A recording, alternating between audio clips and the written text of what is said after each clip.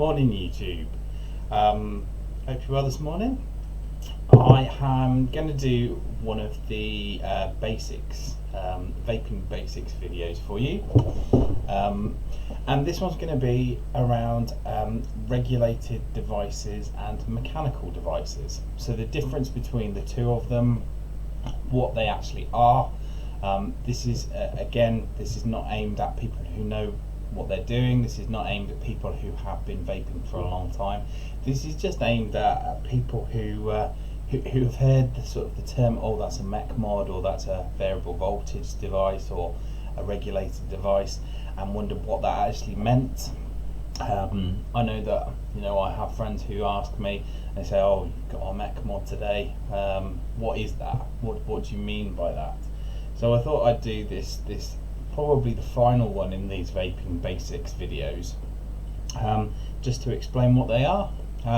So I think to start with, let's go with start with a variable device. So what is a variable voltage or regulated device? So a regulated device is a device which is regulated by an electronic chip. So the chip in the device regulates the power that you get through your coils. It typically has a screen of some kind on the front. It will obviously have batteries, and in terms of the components for a regulated and mechanical mod, there's lots of similarities to them.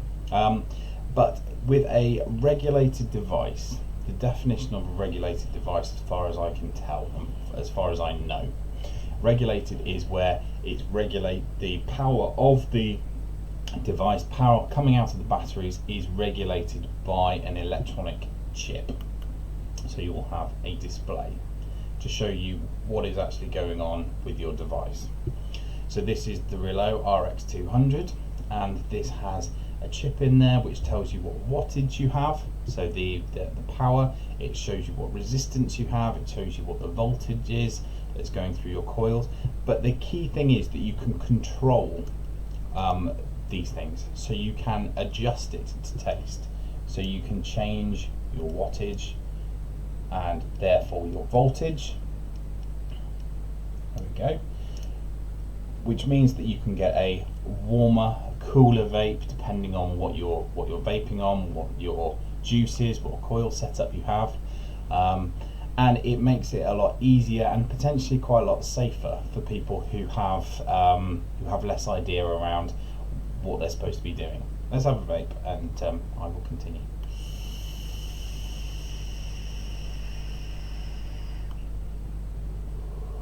So, excuse me.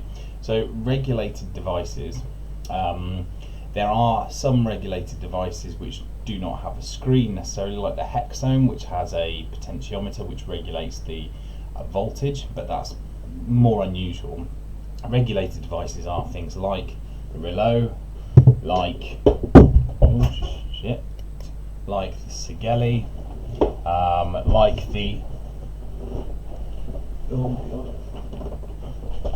like the sub box and sub tank that I just threw on the floor, the VTC, the Evic VT, all sorts of things. All of these types of devices have some sort of regulation which controls the output of power, and that, I suppose, is the difference between regulated and unregulated.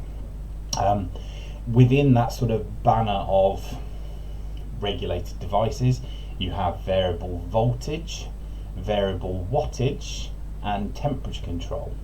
Now, something can be temperature control. If it's temperature control, it has to have variable wattage and therefore variable voltage. But you can get the twist batteries which have variable wattage on them, which just affect the voltage which goes through to the coil.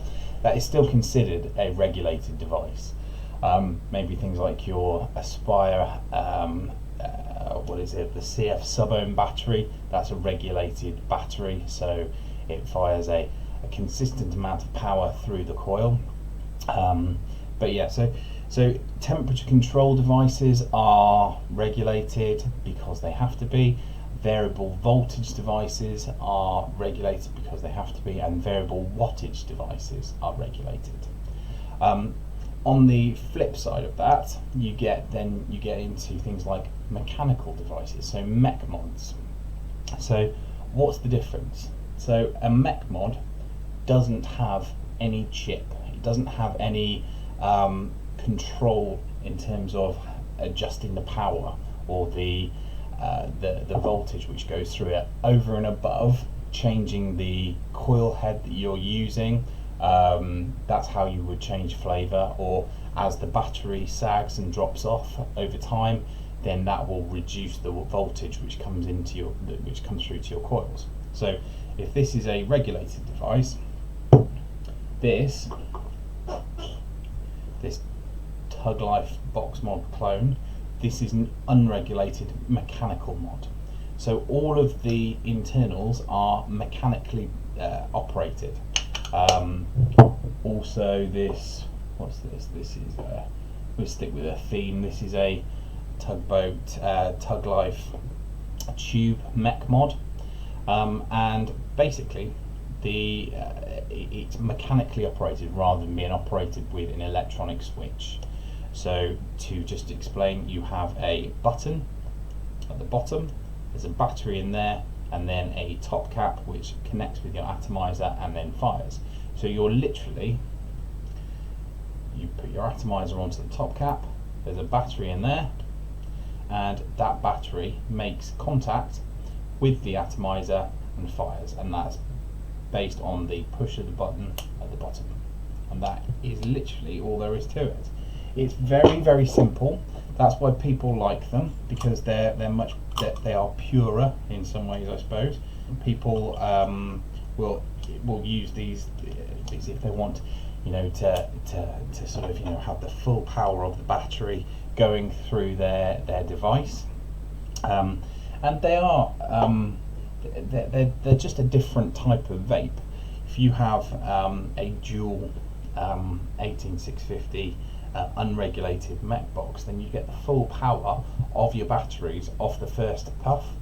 So you're going to get all of the voltage which comes out of the batteries coming through the device straight off the bat, and you cannot control that.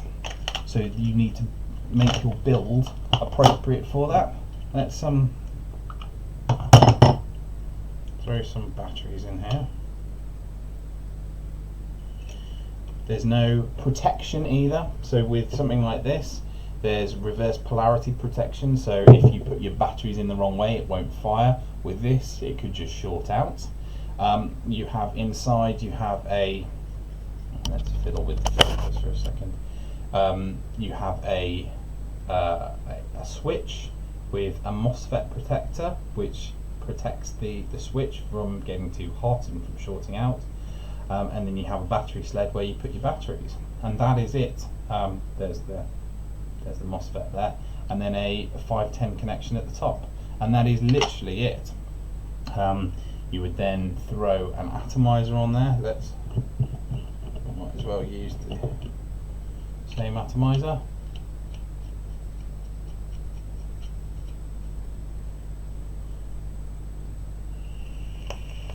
There we go. But that is just the power coming off the batteries directly, rather than having any sort of regulation from it.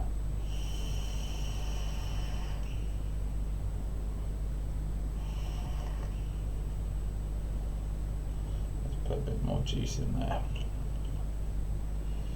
There we go.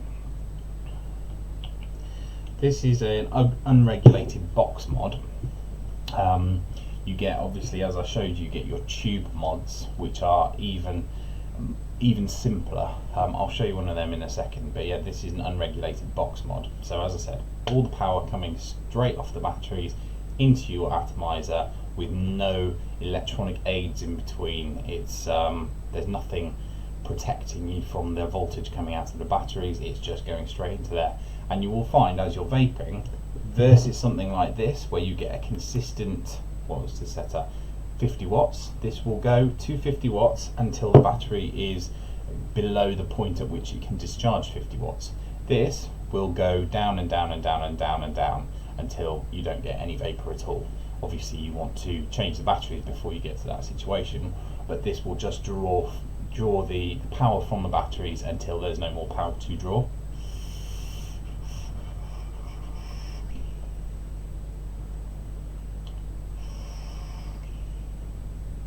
And exactly the same principle holds with a tube mod.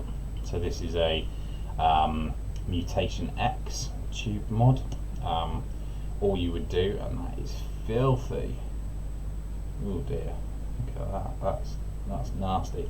All you would do is you would unscrew. So you've got a contact at the top which connects with your 510 pin. So just in the top there, you have a springy switch at the bottom which presses a contact, moves the contact in there, and then that will push the battery up, hits this piece here, and conducts the electricity through the 510 pin. So let's just find a battery quickly. So you just use one of those. So battery 18650 goes in, screw your top cap on, take your RDA, so your atomizer, screw that on the top there, and with any luck this will fire.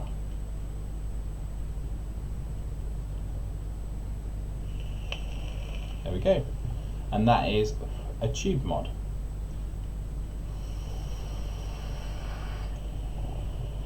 This is not to be confused though with things like you'll see have sub-ohm cells from Aspire, things like that.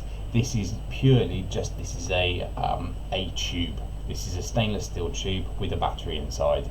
That is all. People will look at this and think, oh no, this is a basic sort of, beginner mod. This is absolutely not a beginner mod. This is something where you need to know what you're doing. You need to make sure that your battery is appropriate for the build that you have in there. You need to make sure that your connections are all good. You need to make sure that the battery is safe, so there's not any tears in your wraps or anything like that, so that when you're vaping, you're not going to get any shorts. As I said, what is really important is that you have to know is that there is no electronic protection. There's no electronic aids within this. Now the advantage is you can throw this around, you can do whatever you want with it, you can drop it in the sink if you wanted to. As long as you dry it off, then it will work absolutely fine. Obviously you might need a new battery, but it will work absolutely fine, whereas this has a lot more technology in it to protect you.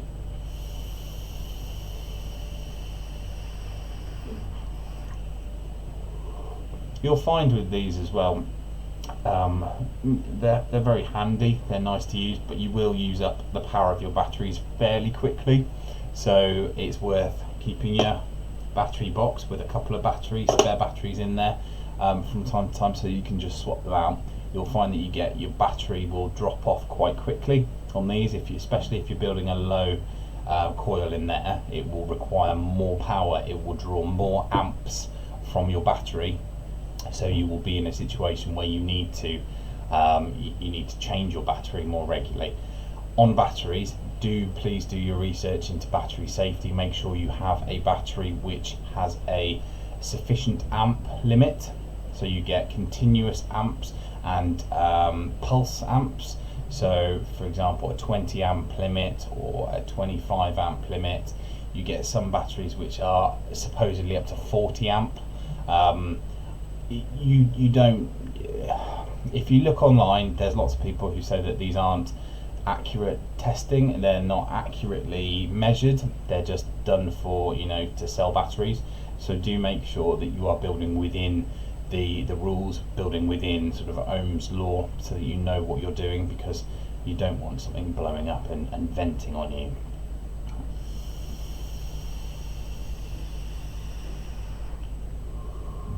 So look, I hope this was useful. I like to think that we're just passing on some information.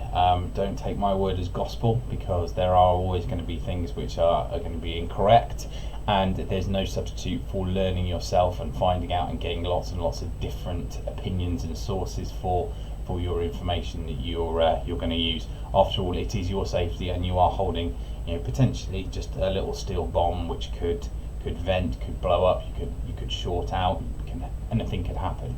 So do remember that this is done at your own risk.